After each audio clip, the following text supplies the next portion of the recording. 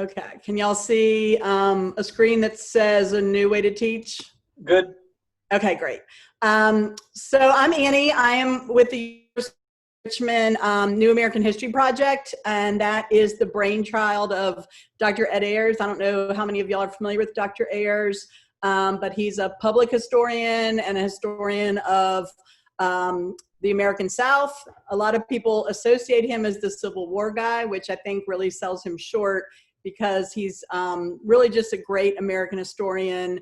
And his idea was to take a lot of the digital tools and resources that he has developed over the years and make them accessible to K-12 teachers. So about a year ago, he asked me to join his team, and we developed a website called New American History. And if you haven't stumbled on that yet, I'll take you back out to our homepage. And I'm going to put all these links, so don't worry about scribbling. Just kind of, you know, tell me to shut up when you're tired of hearing me. But this is our homepage, and every month we put out what's called a new edition. So Ed posts a blog on Medium. That is always kind of the lead here. And then we have a few different parts of New American History. Probably one that folks really were first familiar with is Bunk. Bunk is a way to make connections between the past and present. So this screen is constantly changing as we are uploading new content every single day. Even though we are based out of the University of Richmond, Dr. Ayers and myself and Tony, our Bunk editor, we all live in Charlottesville, and today is kind of a tough anniversary. It's been 3 years for us today since the Unite the Right rally. And I don't know how many people listened to the Kamala Harris-Joe Biden press conference today, but they referenced what happened here in Charlottesville as part of their launch of their campaign. And so a lot of the articles surrounding that. So I'm going to pick that just because it's been on my mind all day. So the idea behind Bunk is that we are constantly excerpting articles from newspapers, magazines, historical journals. And if you click on any given article, you'll get an excerpt of that article. If you want to read the entire thing, you can scroll down to the bottom, and we do launch you out to the original source if you want to read it in its entirety. You also see over here, we make connections. And so we have different ways that we do that. You can connect to other articles in Bunk that have a similar idea, that are about the same person, that take place in the same location or in the same time period. So for each of those icons, then it'll tell you how many linked articles exist in Bunk currently, and that number is always changing. So let's say you wanted to look at something that had a similar idea. Now you've got these two articles, and then you see this tagging. And so each of those tags takes you out to yet another list of resources. So this is a great way for kids to explore a topic that they're interested in, to explore a topic that you're getting ready to teach or that you're in the middle of teaching. A lot of kids we are now working on using this as a way for kids to narrow down their topic if they participate in the National History Day project, or if they're doing some sort of a research or project-based learning activity. So there's infinite possibilities for Bunk. One of my favorite things about it is you as a teacher can create an assignment and push that out with a URL. Then the kids that, you know, they don't have to use email or logins.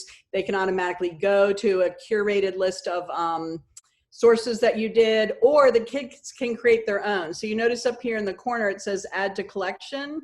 When it does that, it takes that article, the kids can annotate it, or you can build a collection and you can put questions in that box. You save it. I'm just gonna, and so now you notice down here, there's a little bar that says my collection. So if I go to another connection, I'm just gonna grab a couple. Okay, so you put a few in a collection and then you hit finalize. You can move them if you want to reorder them. You can go in and edit what you wrote. Again, you could add the questions, or you could have the kids select 3 to 5 articles and have them annotate it, answering an overarching question that you pose. I always tell the kids to name it, or you might tell them how you want them to name it. And then the subtitle, I often tell them that's where they need to put their name and maybe like what period they're in. If you teach 4 or 5 different classes, That's always helpful. They can save their changes, and then when they're ready, they can complete it. Now, for older students, they can use email, but again, if your kids are 13 or younger, they probably aren't allowed to use email, or some high schools don't even allow email. So in that case, you can push it out as an assignment, and there are directions up here under how collections work. If you scroll down, they also talk to you about creating it as an assignment. So that way you can push it out, it sends you the URL, and then you can embed that URL into your either Canvas or Blackboard or Google Classroom or whatever you use to push out assignments. So that's Bunk. That's one of our main resources that we have available for teachers. The other one is American Panorama, and that is a digital atlas. And redlining has been in the news quite a bit this summer with everything going on in the world, with the protest marches, the social justice, Black Lives Matter movement. And so American Panorama is a digital atlas. And by and large, our #1 most downloaded map is the one called Mapping Inequality. And you've probably seen it. They've used a lot of images from this map on the news recently. But it details the history of redlining in America during the New Deal era. And you can drill down. It's the only cities that appear on the map is if they had more than 40,000 people in population. So for example, I have a friend that teaches in Montana and another one in Wyoming, and they said, hey, how come your website doesn't like us? And I explained to them, like, it has nothing to do with that, it's population density. So, this is the least populated part of our country, which it makes sense that they would not have been included. But you can click on a city, and it pulls up these maps that were made by the Homeowners Loan Corporation, was a part of the federal government that basically made judgments on these neighborhoods all across the country on whether or not they were a high risk or a low risk for giving a homeownership loan. And you can imagine what factors were used, but you don't need to because we're going to actually go to one of those. So if you were redlined, that meant that your neighborhood was deemed undesirable or a high risk. They discourage banks from giving loans.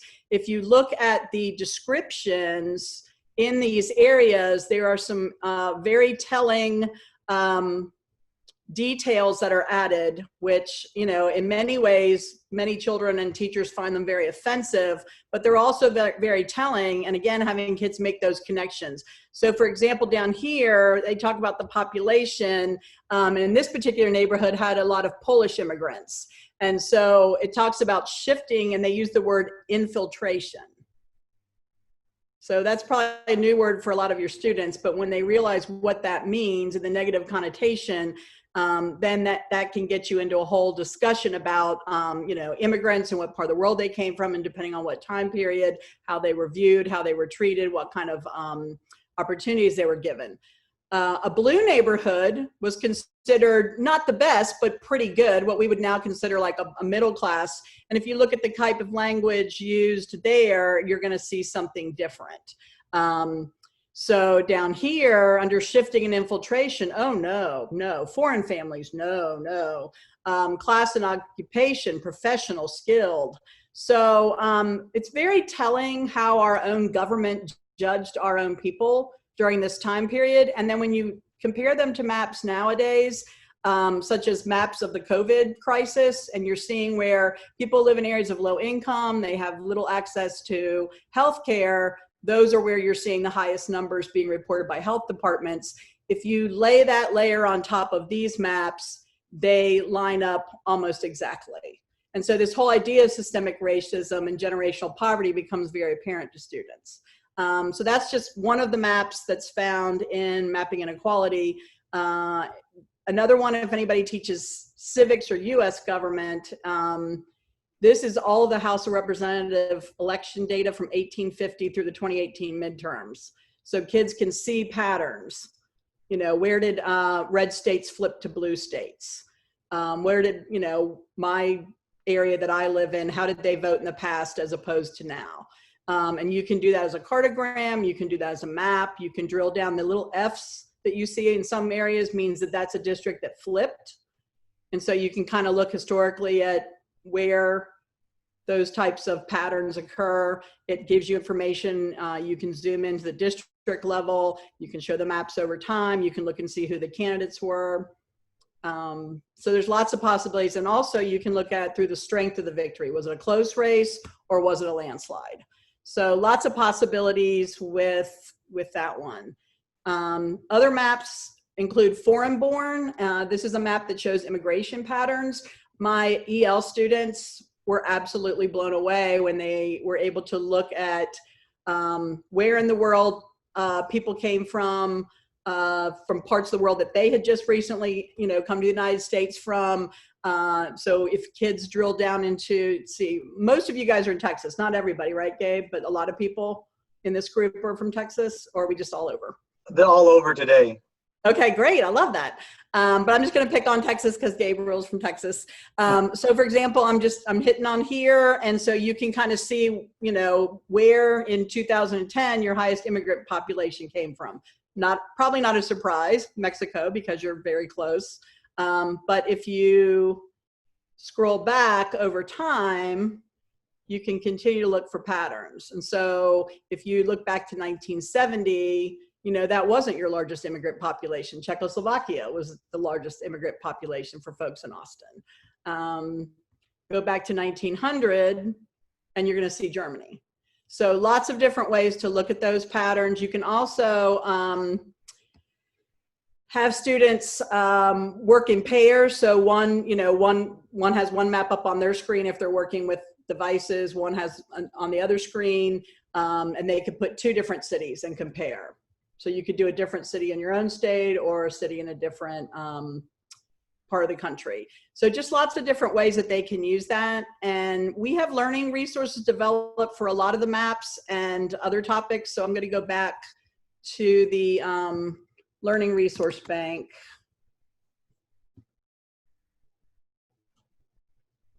So again, we're adding new topics all the time, but these are just a few examples. You can do it by reading level. So we try and lexile the directions and the original parts that we write. We don't lexile necessarily the language in the maps because that's a primary source, but we lexile the directions for the students. We make recommendations based on that, on what grade level we think that learning resource is most appropriate for. We also use national standards. We are based in Virginia and we're not a Common Core state. We're one of the few Lone Rangers along with Alaska. And I think Texas also did not go Common Core when they originally started that, and possibly Alaska.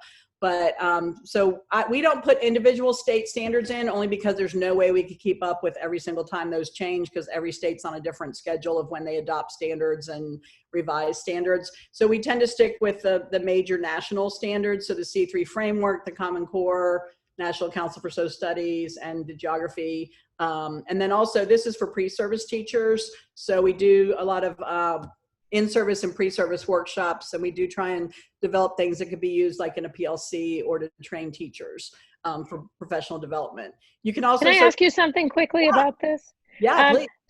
So the reading level, would I be able to— this is fabulous. Yeah, absolutely fabulous. I'm so excited. I can't even tell you. I'm like thinking of the possibilities and really bummed that we're so narrowed down this year because we're going to be teaching from home. But is this possible if I have kids with different Lexile levels? Can I it's not by class, right? I can divide and I can give certain kids certain reading levels or certain Lexile levels. And does also the articles and stuff like that, are those Lexiled out?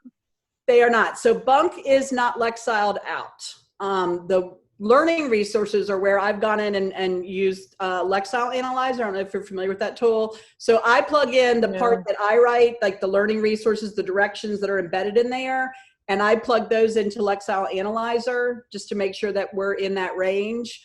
Bunk is not Lexiled, but I am working on trying to get Immersive Reader added to it. Or something like that. So it's already embedded in it, kind of like Wakelet. Right now, what I've told my L teachers is cut and paste the excerpt out of Bunk into Wakelet, because that has Immersive Reader built in. It's an extra step, but it works. The other thing I have done for teachers to help with accommodations if you go out, I'm just going to pick this one on suffrage that we posted recently. And we use Rewordify when we want to bring it down. Yes, I use that one too, and we've got that written into the direction of some of the more recent ones. Ignore these little pink plus signs. That's the editor mode. I'm in editor mode. I'm always in editor mode. It looks prettier, and I'll show you if I go incognito in a minute. But I'm going to drill down here. Got that in the way. At the very bottom of every learning resource, I have a link button out so that you guys can go to it as a Google Doc. And that way, if you need to make modifications for any reason, a student's IEP, or you just don't have access to that, to a digital device, but you still like to use pieces of the lesson, that takes you out to a view-only copy where you can then cut and paste it into your Canvas page or whatever, and you've still got the images and the text and the activity, right? So I try and put it in lots of different formats so that people can do what they need to do to make it helpful and useful for their kids. Obviously, I think it looks a lot more beautiful on the website, and the graphics show up much better, but I like to give people that option. Does that make sense? Yeah. Fabulous. So that is how the resource library works, and Bunk and Panorama. We have a couple other contributors or partner organizations. I don't know if anybody's ever listened to the Backstory podcast, if anybody's familiar with that. For about 12 years, Ed and some of his colleagues did a podcast, and it ended July 3rd, was our last original episode.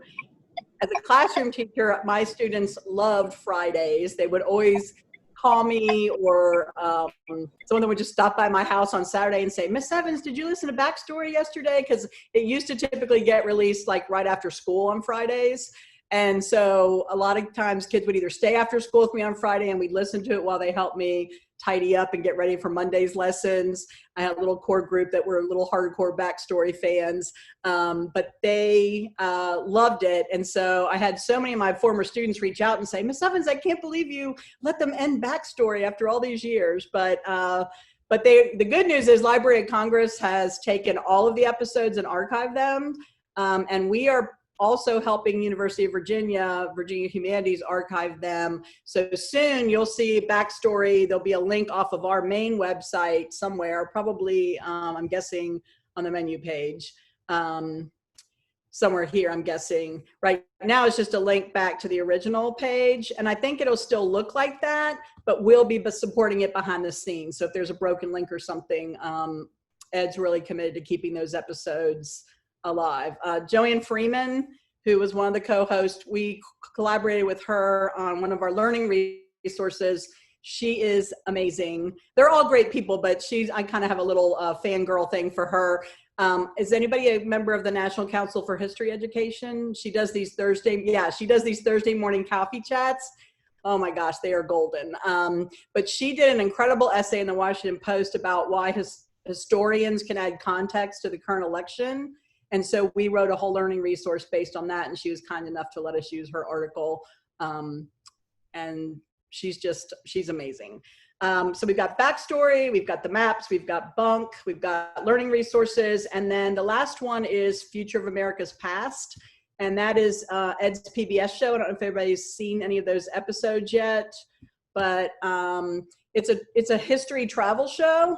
And we have 2 full seasons, and then we've done a couple of mini episodes since COVID started, since we can't really get out and film any new episodes.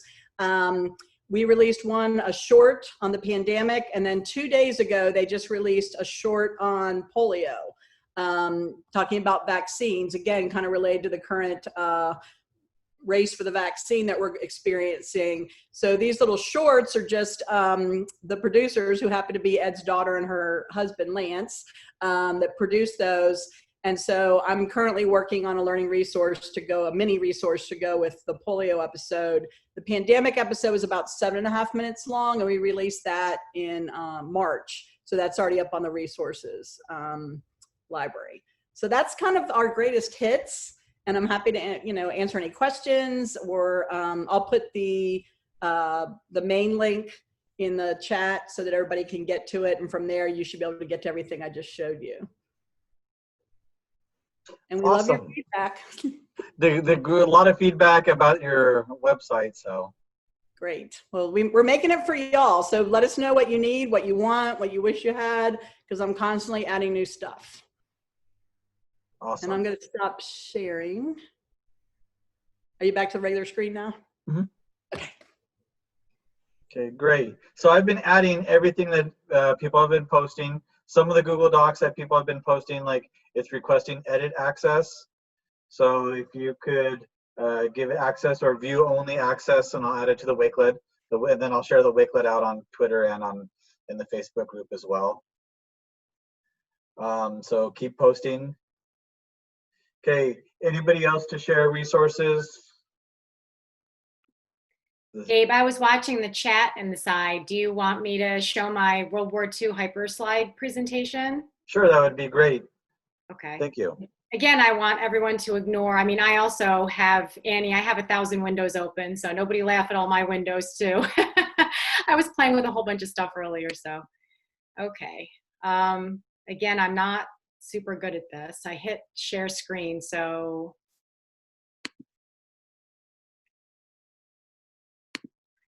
Did I do that right? Okay, I think I did. Okay, so I saw Amanda Sandoval's name come up in the chat too, and I want to just reemphasize that she is so amazing. She actually was a lot of the inspiration behind me sitting down and doing this. And this is actually a student's presentation, because every time you make these, you have to make a copy for the students. I just want to emphasize that ahead of time, that students get their own copy and that they can't work in presentation mode. They have to actually work like this, exactly how you're seeing it. So in the directions, that's, you know, something that has to be stressed. So you'll notice on my cover slide, I put right away, do not put in slideshow, okay, or do not put it in present. You know, you have to have it like this so that they can work. You will need to keep this in regular view in order to complete your work. So as we go along here, the next slide, the things that are fun with this is, so there are all kinds of things in here that kind of introduce them to the concepts and to the ideas of the war. So if they turn on the television, they can sit and they can listen to the music to kind of get themselves, you know, in the mood. He was a famous trumpet man from out Chicago way. He had a boogie style that no one else could. Okay, so you get the idea. But this slide deck was built off of, I don't know if anybody is familiar with Peter Jennings' The Century, but actually The Century is a great set of videos that go from 1900 all the way through 1990. And they're shown in either hour segments, or they're shown in usually segments of 3 or 5 that are about 15 minutes. So they cater great to all aspects of US history from 1900 through about 1990. I use them all the time and I love them, and I've created whole units around using them. They're great for all learners because of the visuals, of the narration, of the repetition, and then of course, you know, you add them with something like this and it's just amazing, especially for distance learning. So this was my compelling question, which, you know, might scare some kids in 8th grade, but by the time I get here, they're usually pretty comfortable with looking at questions like that. So we start off with the Axis powers and the Allied powers, and we introduce, you know, the sides, you know, who's on what side and who those key players are. This is actually one of my favorite slides that I took off a template. And the thing I love about this is normally in a classroom, students are watching a video and then of course they're taking notes, and this allows them to actually watch the video while they take notes. So this slide was designed with introducing what they're supposed to be observing, and also this whole idea behind a historical hypothesis. At the beginning of every lesson, I usually have the kids generate a hypothesis, you know, an idea about what they believe to be true. You know, we're asked a compelling question, what do you think the answer is? So oftentimes they'll come up with what they think the answer is, and then that's where the education journey begins, which is really sort of fun. Because oftentimes they wind up learning a lot about what they thought to be true, and then where they wind up sometimes is exactly where they thought. Sometimes it's opposite of what they thought. And usually what happens is they can wind up seeing both sides, and that's really what we want them to do. But getting back to this, they can actually play the video, and then they can type their notes right inside this notes box, and you can see that she actually did that. I decided rather than showing you the teacher's copy, I would show you what a student did with this, because I figured that you could appreciate that a little bit more. So for this 3-minute video, they're basically writing down what they see. You know, what do you see happening here?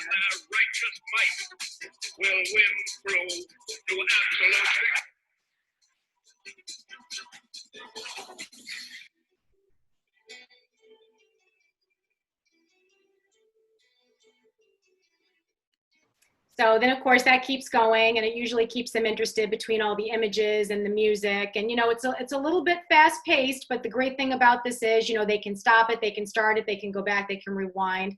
Then in the end, I have them write a statement, you know, summarize what you wrote down here, because sometimes some of them are just writing what they see. And then at the end, they have to reflect on what they wrote and then write a generalization about how that whole thing comes together.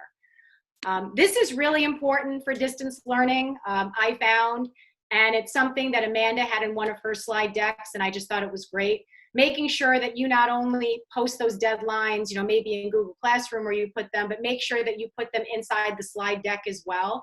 So when I gave individual pieces of these hyper slides, I made sure that I interjected these, you know, this is due by in there, and with little fun reminders of, you know, how it's going and be on task and do you have any questions and that sort of thing.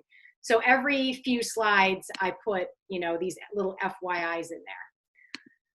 So then the next slide introduces you to the axis powers. This is one of my favorite slides because this tells you, the directions tell you to move the magnifying glass over the colored circle to reveal the leaders. So Germany, you know, they have a picture, they may or may not know who that is, but if you move the magnifying glass over the circle, it tells you who the name is of the person. I think I just moved it. There we go.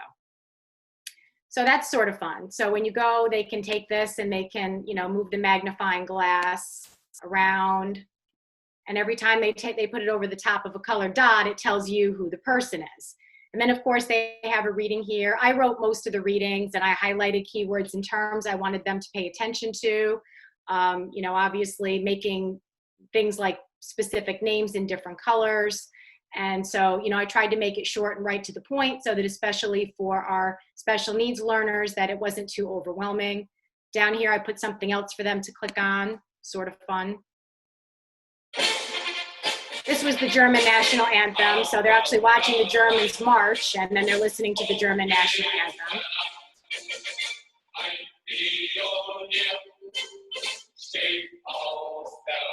So again, they're kind of getting a taste of that. So this slide actually is you know, kind of the bulk of where the work is assigned. This is part 1 of Over the Edge. And this, you know, section over here, very simple directions, explains what they're expected to do. And then they click on it, of course, and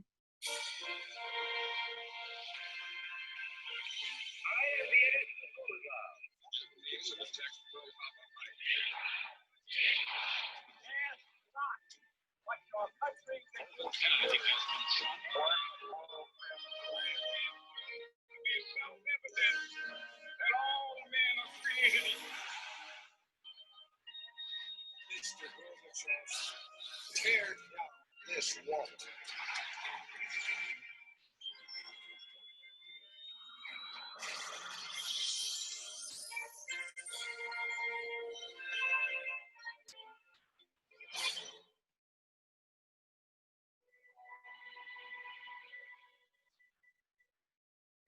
In the summer of 1936, the city of Berlin had put on its best face as host of the Olympic Games.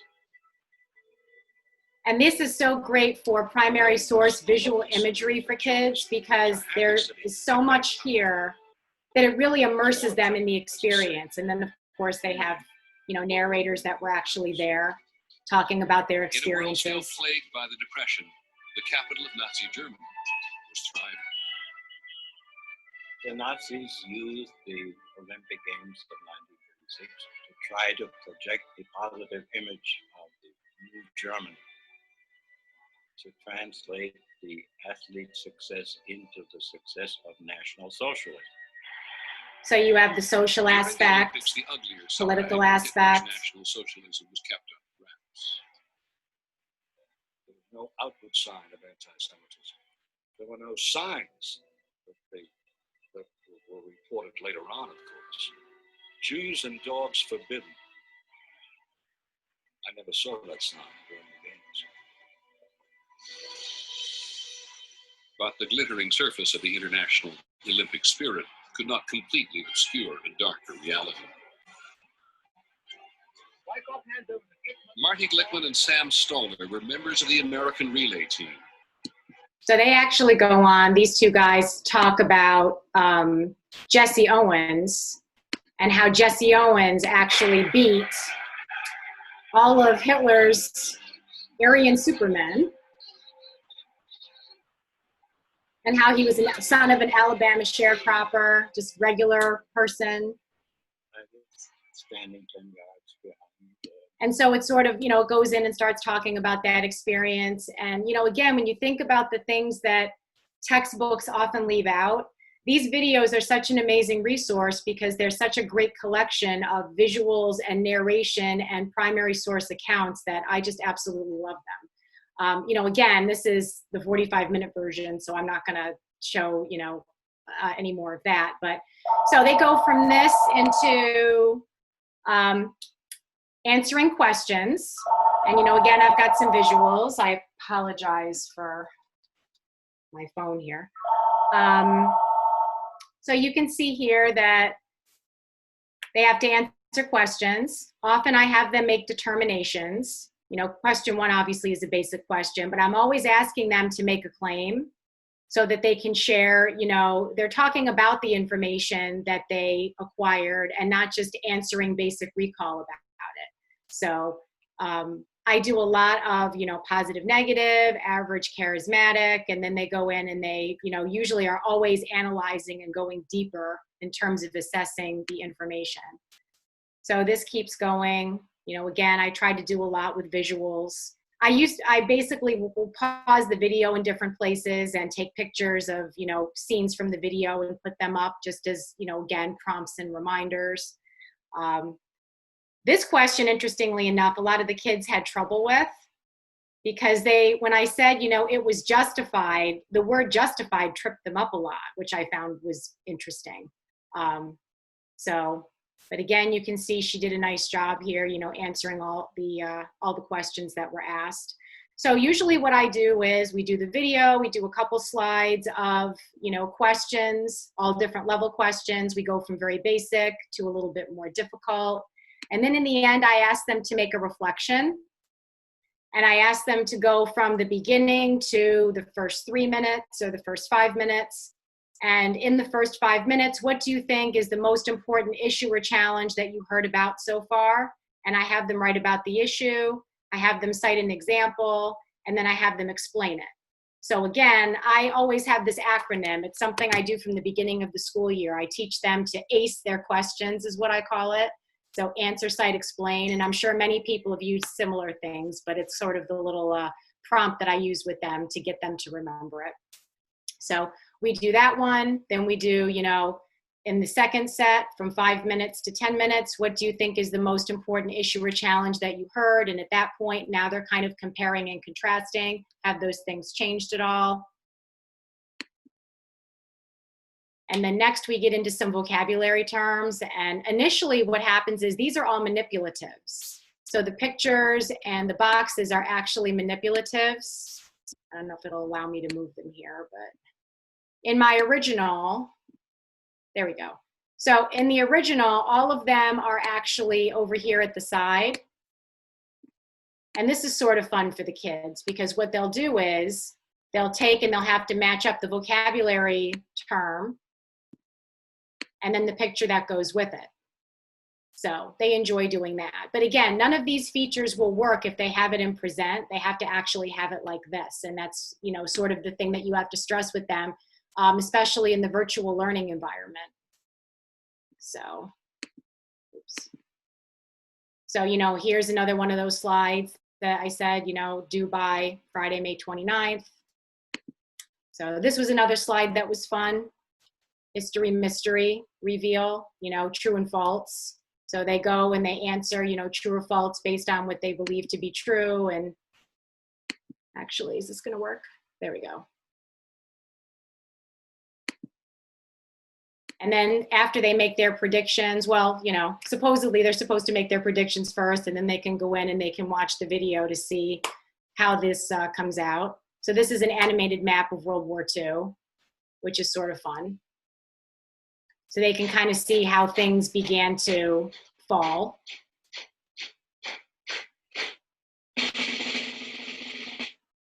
And the kids really enjoy this too, when they kind of see how everything came together and what fell at what time and who was taking over what territory. And especially when we get to the point where the map really changes, they're usually really shocked.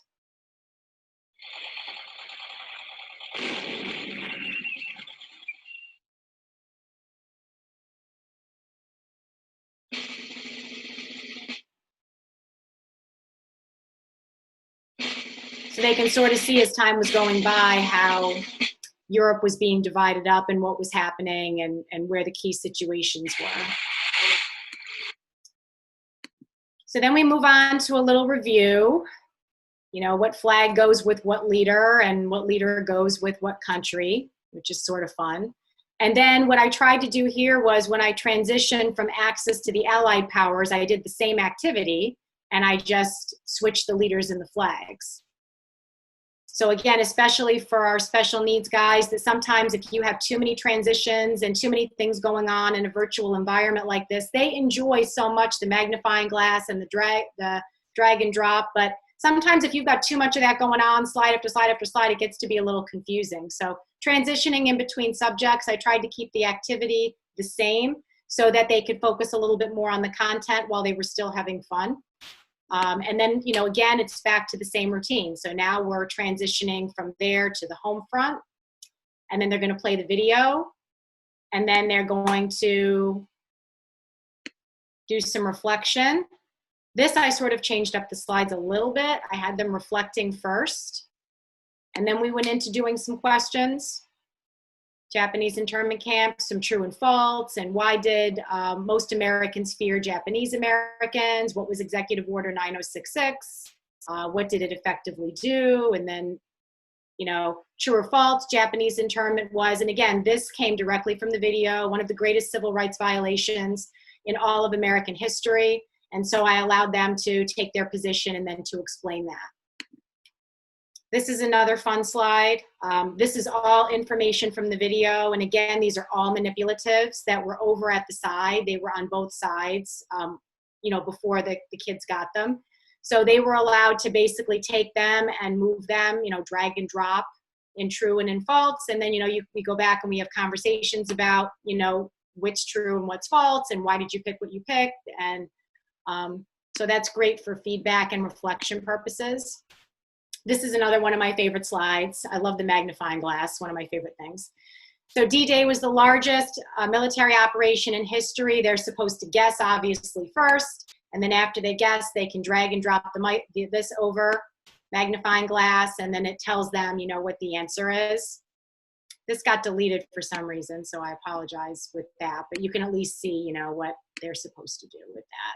So they make their prediction, and then they can go and they can move the magnifying glass down through here. This was something I had to teach myself how to do. And I kept, you know, asking Amanda questions too. Occasionally I would send her like a direct message in Twitter, and she's so good about responding too. Like she would get back to me right away with, oh, try this. Or she would send me, you know, the templates that she had that kind of explained, you know, how to do it. And I would go and I would have to study those myself. And so, you know, this is where, oh, I forgot the atomic bomb. So then the atomic bomb, you know, finished the sentence. Again, very basic. For some reason, these got deleted. So again, I apologize. But I guess, you know, one thing we know about technology, it's not perfect. But you can at least get the idea. So this is really sort of a mixture. And I did this on purpose. This was the last unit that I did during the shutdown. This whole thing was created during the shutdown. And so I'm planning on using a very similar format this school year for online and virtual lessons. And I plan on, you know, adding to it and improving on it, making it better within some of the new tech tools I've learned how to do. I'm going to add even some new slides to this one to include some things I think are missing.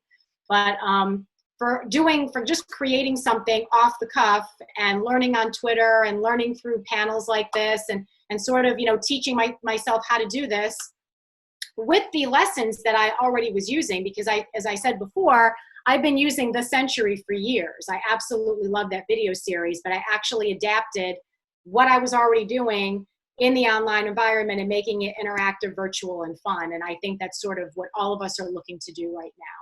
So this was something that was very enjoyable for me to make, and the kids and the parents. I mean, I can't tell you the number of emails I got from parents that were so impressed with looking at something like this and saying that their 13-year-old child actually appreciated the fact that their teacher, took all the time to put something like this together. So it doesn't go unnoticed. Awesome. There are a couple of questions. How long did it take to make? And if you would share the link. You got a lot of shout outs about this resource. So great job. Yeah, absolutely. I'll be happy to share the link. Obviously the blank one that can be, you can make a copy of it and then you can manipulate and change it. Like I said, I put this together, I want to say, once I really got going with it, I want to say it took me maybe, I did it over 2 days. So I want to say I spent maybe like 2 or 3 hours on it each day over 2 days. So maybe total like 6 hours. And I know that sounds like a lot, but the other thing too is, I think the reason why things like this initially take longer is when you're teaching yourself, like, again, I had to teach myself, even though I had Amanda's help and she was saying, do this, do this, do this.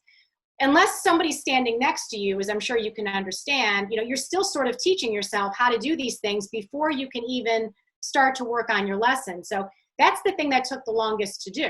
Once you get the hang of how to put something like this together and you know how to manipulate all the different tools, they really don't take that long to do, probably no longer than what you would spend doing anything that you would do with your kids in terms of doing an online or a tech tool type of lesson. Great. And how did you do the magnifying lens glass? Okay, well, actually, this is really fun, and it's a lot easier than it looks. So what happens with this is the magnifying glass is the top layer. So what you have to do is you have to initially, let me drag this over here. So what happens is I created this chart, and you see how I can move true around? Okay. So, I'm sorry, the magnifying glass is not the top layer, true is, I apologize. I'm kind of like, I have to reacquaint myself with how to do this. So what happens is I made the chart first and then I blacked out this row. So the next thing I did was I added the magnifying glass because that has to be the middle layer. So what happens is, because this is, you always have to make sure your words and your color, whatever the blackout color is, whether it's green or red or whatever, these always have to be the same. But what happens is, because the word is the top layer, when they move the magnifying glass over on top of it, that's what winds up happening, because this is in the middle.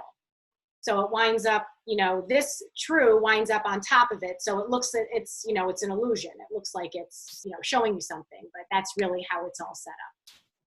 So if anybody has specific questions, or if you are trying this out tomorrow and you're like, oh my gosh, I forgot what she said, I'm so frustrated, you can always email me and I'll be happy to just write out some quick directions and I'll talk you through it and I'll send it back. It's really not as hard as it looks. It took me a few tries, but once I got it, I absolutely love it, and the kids love it. It's so fun, and there's so much you can do with it. Great. Thanks a lot. So yeah, if you could share the link, everyone wants it. Everyone is like, happy to share my teacher copy. Awesome. Contact information, email. If you're on Twitter, she's Mess J in gold. I'll type it out, and your email address.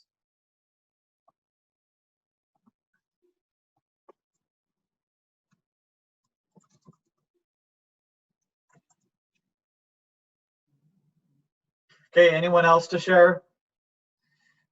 The screen is yours if you'd like.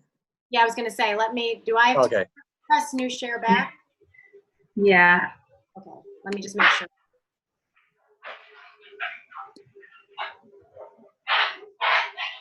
Maybe the screen back? Yeah. There you go. There you go. Okay, so I just want to share a couple things real quick. If you don't have all the time to create all these lovely things like Jen has done, which I typically don't, there's a couple really cool things. Well, there's one really cool thing that she's awesome. She shares with everybody. These are all free, and you can get them on Slides Mania. So this is one that I actually came across the other day, and it is like a passport for your kids. So you can have them do activities where they're looking at different countries and learning about them. And so like right now it's in a view only, but you just make a copy and it's completely editable. But this woman makes them on her website all for free. It's slidesmania.com. So let's see if I can get this thing to let me switch to the other screen that I wanted to show you. Actually, I don't have to switch to the other screen. It's okay.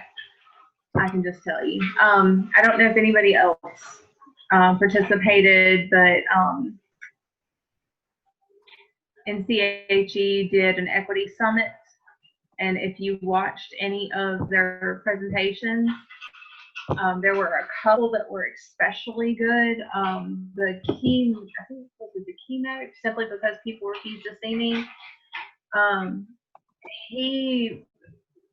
I would absolutely show that whole video to my class. He made some really great points about what's going on in our country today. He talked a lot about John Lewis's death and his letter, and just made some really great statements about what's been going on in our country lately, and made some pretty decent, like interesting concepts that he shared about things you could do in your classroom with this information. So I highly recommend, if you haven't already watched those, definitely go and check them out. They're all available on the NCHE website right now. All the presentations were recorded and all the resources were listed and the chats were saved.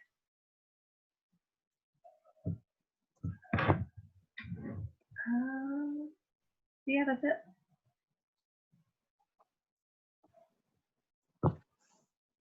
Awesome. Thank you. Yeah, Paula's amazing. Slides Mania.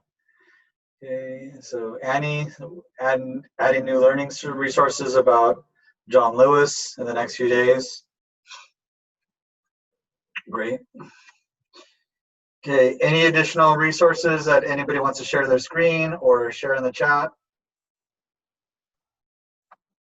I'll jump in there. I wouldn't. This isn't necessarily a resource. It's more of an idea, or an activity or whatever. But I've had a lot of success with it. It's Bill of Rights Survivor, and if you're a fan of Survivor, which I'm not fan, not as much as my son, but you can take it with any subject you want. I use it to dig into the Bill of Rights. See if I can share my screen. Basically, this is how I introduce it. Can everybody see an island? Yep. I'm hoping. So we go with the Bill of Rights Survivor. We get a little music. Not sure if you can see the music or hear the music, but I introduce the whole thing with I divide kids up into different amendments, and we use amendments 2, 4, 5, 6, 8, 9, and 10. I get rid of the First Amendment because it would win. Plus, I do an entire different thing on that, a different day on that. And I get rid of the Third Amendment because it's bunk. And I get rid of the Seventh Amendment because it's really kind of like the Fifth and the Sixth, so it doesn't really make sense. But you can add them if you want to with your class. But then the idea is that they have to argue that their amendment's going to be the sole survivor on Bill of Rights Island. And you can do it with anything. You could do it, I'm thinking, with civil rights leaders. You could do it with ancient civilizations. You could do it with forms of government. You could do it with, economic systems. Kind of the list goes on. The fun part is that, they have to do some extemporaneous speaking. And I'll give you an example of that. Hopefully you're still seeing my screen. Here's an example of Reagan giving an extemporaneous speech.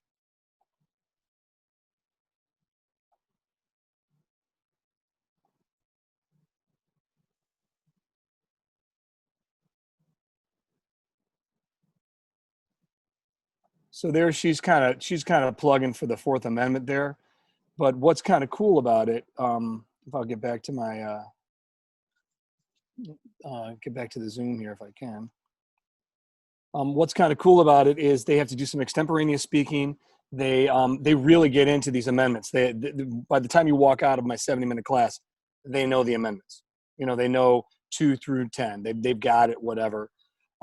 It's also fun because when they go to vote, I do the whole, you know, they go to vote and then they have to go to outside my room and I take a video of them and they have to explain why they voted, how they voted. And sometimes they're really like, you know, I really don't think the Second Amendment is good because I don't like guns or whatever. But others are like, we voted against the Fourth Amendment because we have an alliance with the Sixth Amendment, which is totally fun. That's kind of cool.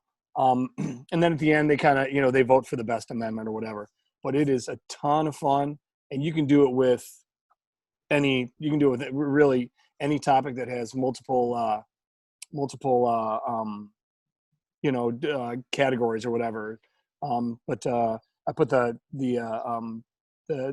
know that Gabe put it in the docs. The video or the presentation is on there. I also hide immunity tokens, and they do immunity challenges. So if you know Survivor, you know that an immunity challenge, if you get the immunity challenge, you can't get voted out. And so Annie asked which amendment usually wins 2 through 10. It's interesting. So I've done it for about 5 years. Amendment 2 has never won, which does my heart well because I'm not a big gun guy. A lot of times it's Amendment 9 or Amendment 10. You know, it's either the states' rights or they push Amendment 9 that they have more rights. Sometimes you get a flyer on like Amendment 8 because they won the immunity challenges or whatever. It's kind of fun, but it's usually 9 or 10.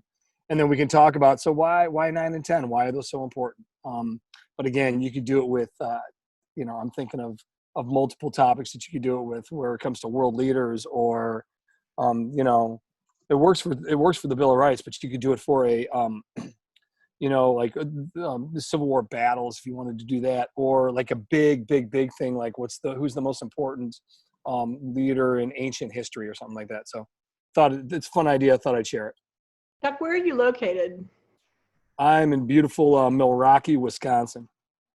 So I wonder if the Second Amendment would win if you were in a different part of the country. I'm just curious because I'm in Virginia. Absolutely. Not a long time. I think the 10th Amendment would win in a lot of places. Yeah. You know, but but you could do the same thing, I think, with like just the first, and it also, you know, the kids are in groups, by the way. You know, I typically run a class of about 18. I'm pretty fortunate. So, you know, they're in groups of 2 or 3. I'm trying to figure out how to do it virtually. I think we can do, you know, it's going to take a little longer of time. But one of the fun parts about it is they do have to do extemporaneous speaking. And when kids get upset because people teamed up on them or whatever, and it turns into a popularity contest, then we have a different conversation about, you know, sometimes that's kind of the way the world works. It's, you know, it kind of stinks, but, you know, sometimes there's strength in numbers or whatever, and sometimes you get lucky. But it's a ton of fun.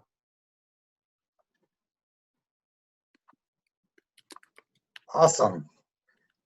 Okay, Cheryl, you're up. Thank you for sharing. And thanks, Chuck. Hi.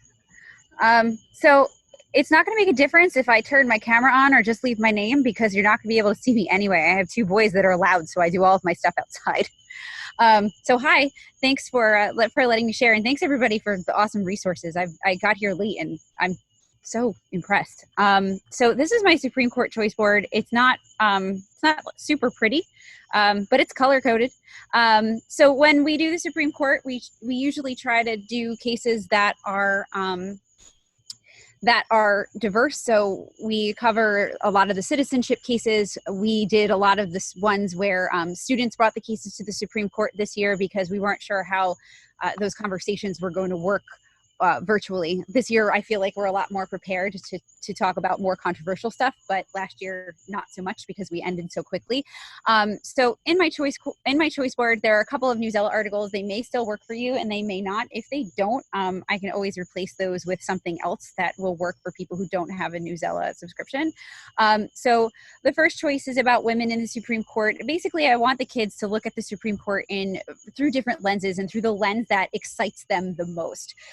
So do they want to find out more about female representation in the Supreme Court, who the Supreme Court justices were that were female, and then they have a choice whether they want to write a letter to a justice that they could either send or not, depending on if that person is alive, or they can draw a portrait. So we try to get the art in, and then the way that I had the kids present all of their work this year was through Google Slides. So it was kind of like a bulletin board where the kids could go through each other's work and take a look at it, and even leave comments for one another. We talked about what a positive comment looked like. We talked about what an appropriate comment looked like before I actually opened that up for them to do that. So you're going to see Google Slides as the final step for every single one so that the kids can share their work, because what's the point if you're just keeping it to yourself?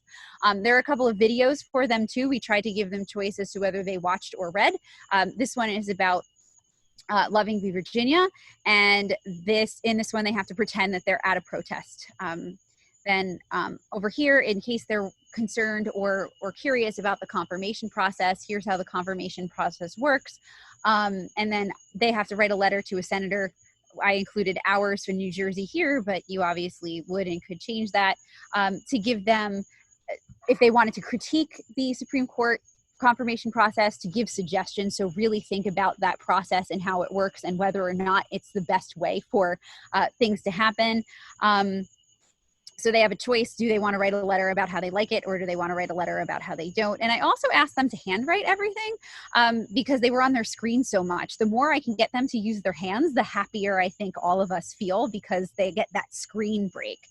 And then here I have an iCivics activity where they play argument wars. I had to be really specific about not choosing a case that they had in class. Some of the kids like to gamify it. That's what gets them interested. So fine, head on into iCivics. And then they have to be the lawyer that's in charge of the particular case that they chose in argument wars, and maybe some of them are interested in being lawyers when they're older, or maybe some of them just like to argue. And then they have to write their strategy, and they would have to take a picture of their strategy. Some of them I found were really interested in architecture, so they got to create. They either got to draw their favorite picture, or build it out of clay, or collage it. I got some pretty cute ones for this one, where a lot of them really liked the doors, I found, and I got some really interesting drawings of the doors. And the last one is I gave them a choice in the choice board. Find your own video. Some kids were really interested in Obergefell v. Hodges, but that wasn't one of the choices on the choice board, and they really wanted to cover it.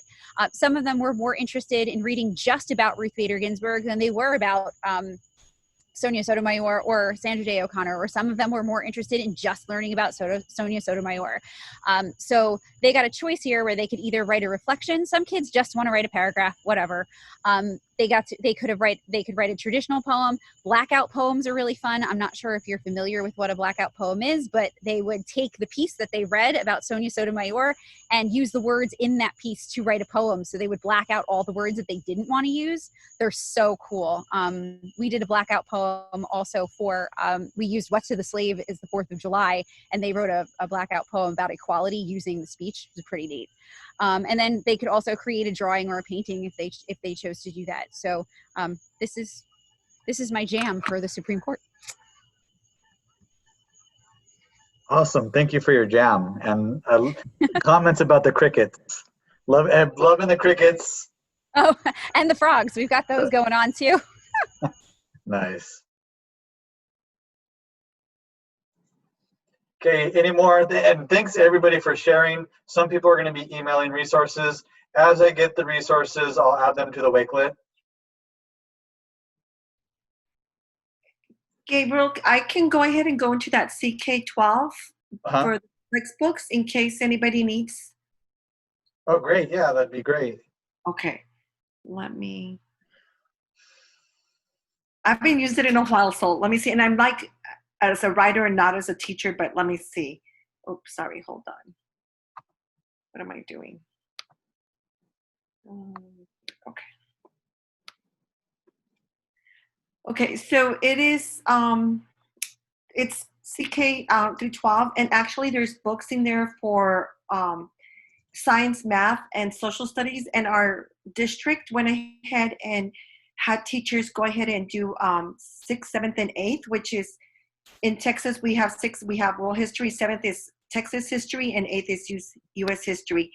So normally I just go to the library, and you can go ahead and look, but there's all kinds of books here and they're all free. This is the 8th grade. I didn't have anything to do with it. I'll try and play with it a little bit, but I had to do the 6th grade. The beauty of it is that it is a flex book, but once you make a copy of it, if you want to add anything and change anything, you can. I'll try and see if I can go into where they give you options that you can put some interactive, but I've never looked at really the 8th grade before. So chapter 3, and what we had to do is, just to let you know, is we actually had to go follow the tics that Texas has given us. And I'm not sure, like I said, I'm sorry that I haven't really looked at the 8th grade, and I'm kind of going with it.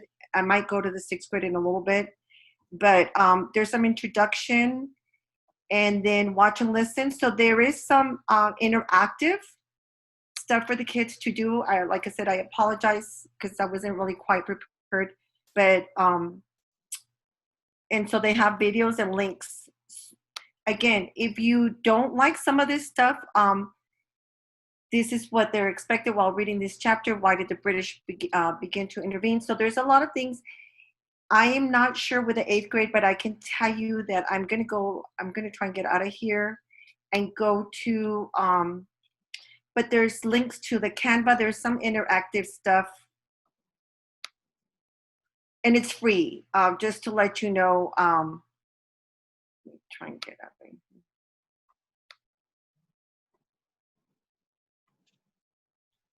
So this is the 6th grade, and let me see.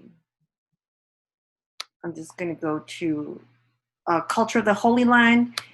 And if you, again, there was a small description on it. And this is exactly from the TEEX, How is Culture and the Cultural Landscape of Southwest Asia influenced by the religions that originated in the region? There's some stuff on the Holy Land. And then there's, these are some flashcards, historical sites sacred to the Jews. And then it's just a whole, I believe this is like through Canva. But I just wanted you to, I'm so sorry that I somehow got out of that. But it's pretty cool. Even, I don't remember exactly if the first one, if they were able to put it back in, but there were some interactive things that that CK12 does give you that you can add. I think it's through Explore. And just to let you know, these are all these little things that you can, like some of these flicks that you can add to your book. And they're little interactive things. Those are for math, but there is some stuff for the compass rose and little things like that. So once you own that book of yours, if you like it, and then you can just make it your own and give it to your kids. I think that's the best part that I like about it. So really that's, I'm sorry, I'm teaching 8th grade this year, and I'm kind of brand new to it. And so I didn't know what else. I was like, oh my God. So I just thought I'd share that at least. We appreciate you sharing it. Thank you very much. It's always great to have resources, especially when they're free. So thank you so much.